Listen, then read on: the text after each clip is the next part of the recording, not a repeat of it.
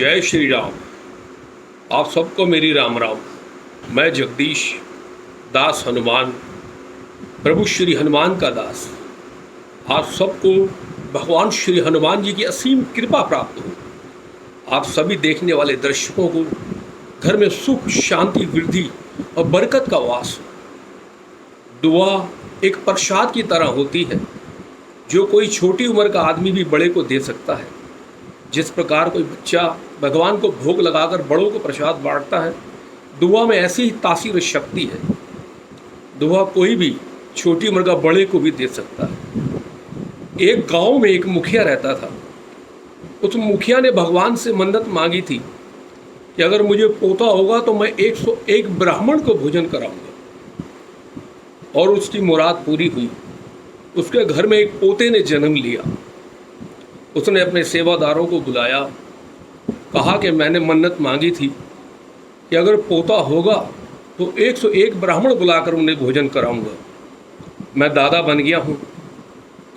आप आसपास के सभी गांवों में जाओ और जितने भी ब्राह्मण जहाँ जहाँ रहते हैं, आज से आने वाले 4 दिन के बाद बच्चे का नामकरण होगा मेरे पोते का, और 101 ब्राह्मण को एक साथ भोजन करवाऊंगा और अच्छी दक्षिणा देके विदा करूंगा, और हलवाइयों को भी बुला लो।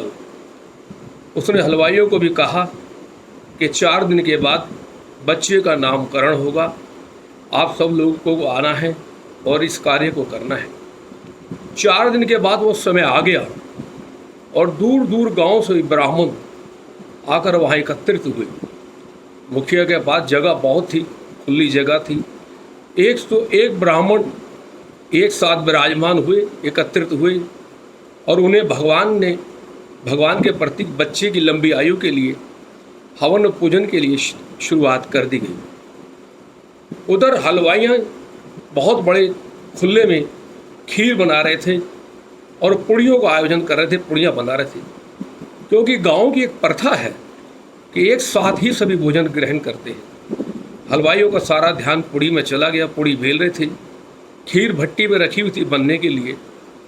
तभी अचानक वहाँ बिल में से एक सांप निकल आया, और सांप जैसे ही बिल में से बाहर निकला, वहीं चील ने सांप को झपटा मारा, और सांप अपने प्राण बचाने के लिए जैसे ही डंक मारने लगा, उसका डंक उस खीर में जा गिरा, और इस प्रकार पूरी खीर में विष जहर घुल गया।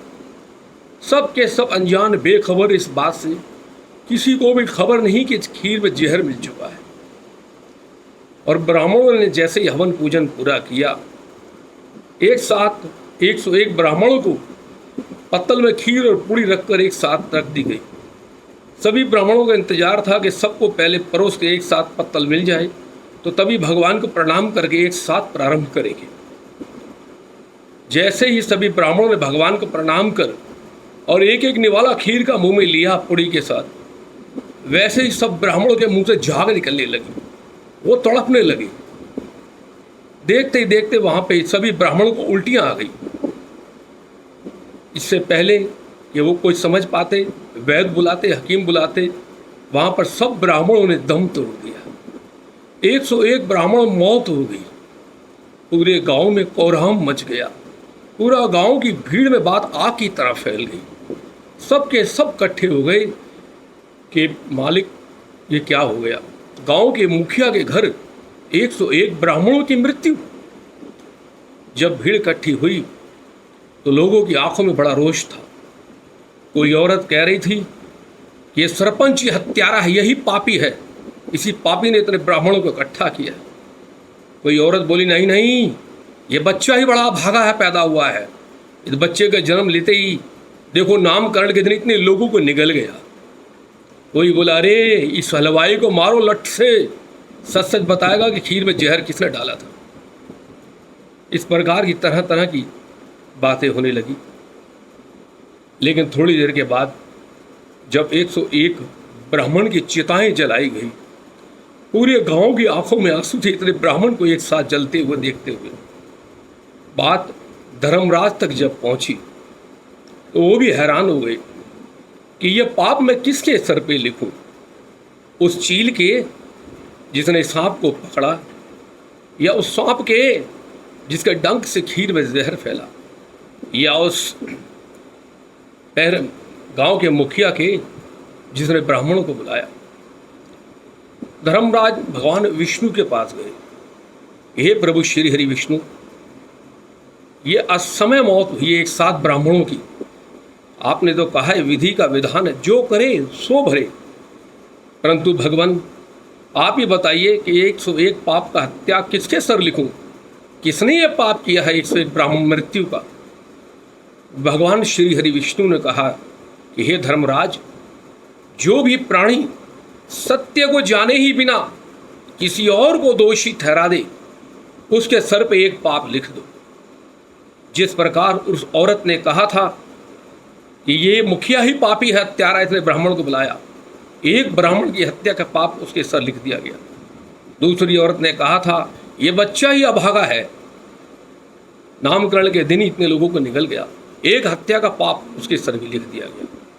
वही तीसरी औरत ने कहा था मारो लट से हलवाई को, ये हलवाई सच सच बताएंगे कि आखिर दूध में जहर गया कैसे, एक हत्या का पाप उसके भी सर लिख दिया गया। इस प्रकार जो जो सत्य को जाने ही बिना कि सत्य क्या है आखिर, एक दूसरे को, निर्दोषों को, बेकसूरों को दोषी ठहराते गए, इस प्रकार उनके सर पे एक एक हत्या का पाप लिखते चले गए। आप कभी भी किसी भी सत्य को जाने बिना किसी दूसरे बेगुनाह बेकसूर को अगर कसूरवार ठहराएंगे तो समझो इसी प्रकार दूसरों के पाप और उसके कर्म आपके खाते में आ जाएंगे। जय श्री राम।